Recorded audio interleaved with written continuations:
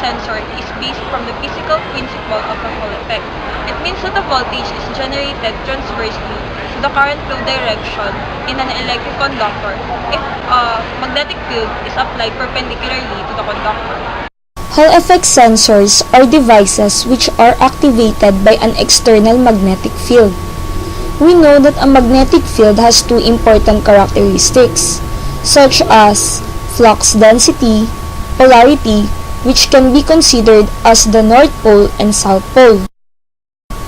The output signal from a Hall effect sensor is the function of a magnetic field density around the device.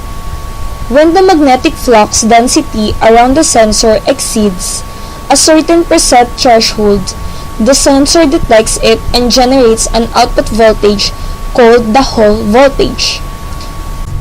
When the device is placed within a magnetic field, the magnetic flux lines exert a force on the semiconductor material, which deflects the charge carriers, electrons, and holes to either side of the semiconductor slab. This movement of a charge carriers is a result of a magnetic force they experience passing through the semiconductor material. As these electrons and holes move sidewards, a potential difference is produced between the two sides of the semiconductor material through the build-up of these charge carriers. Then the movement of electrons through the semiconductor material is affected by the presence of an external magnetic field which is at the right angles to it, and this effect is greater in a flat rectangular shaped material. The effect of generating a measurable voltage by using a magnetic field is called the Hall effect principle. Hall effect sensors consist basically of a thin piece of regular p-type semiconductor material such as gallium arsenide, indium antimonide, or indium arsenide, passing a continuous current through itself. Edwin Herbert Hall discovered the Hall effect principle back in 1870.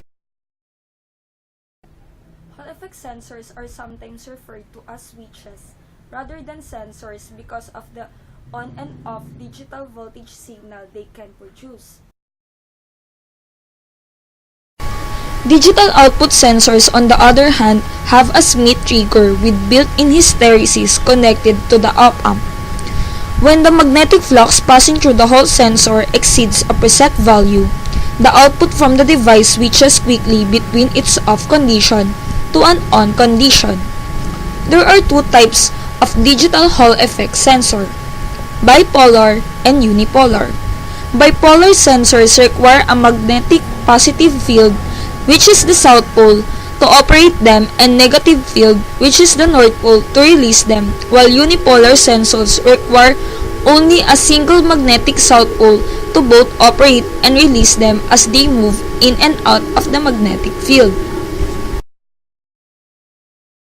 To generate a potential difference across the device, the magnetic flux lines must be perpendicular to the flow of current and be of the correct polarity, generally a South Pole.